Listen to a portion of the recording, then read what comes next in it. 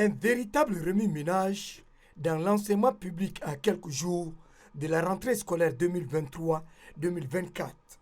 La déclaration du chef du département de l'éducation nationale et de la promotion civique, Moussa Kadam, paraît comme une véritable pilule amère pour l'ensemble de la communauté éducative.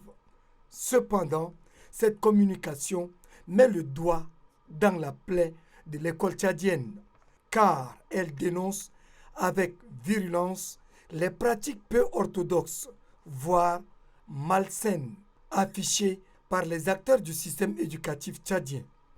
Au-delà de l'appel à la contribution des parents d'élèves, cette déclaration du ministre Moussa Kadam est un véritable réquisitoire contre les comptables financiers qui traitent les crédits alloués aux établissements scolaires des délégations provinciales.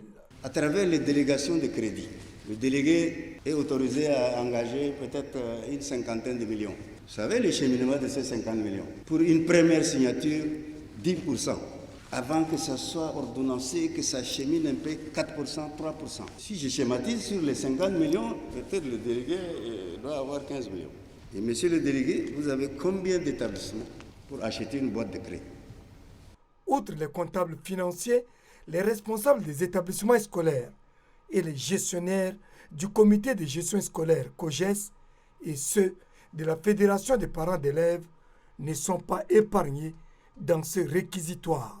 On vous dit, mettez en place un comité de gestion de votre établissement COGES.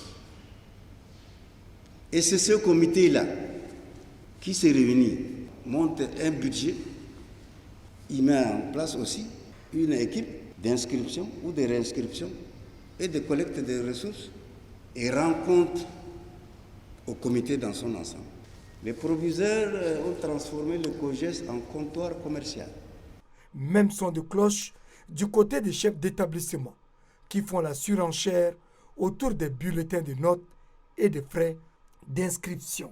Les proviseurs ont créé une série de taxes, entre guillemets, pour remettre un bulletin à quelqu'un au bout d'un trimestre, là, 500 francs. Vos élèves de terminale ont été enrôlés pour leur remettre la carte d'accès à la salle d'examen, 500 francs. Il y a eu une réaction violente, non, à Mundou, des élèves qui, après avoir déjà payé les droits d'inscription au baccalauréat de 15 000, ils ont refusé de remettre encore 500 francs.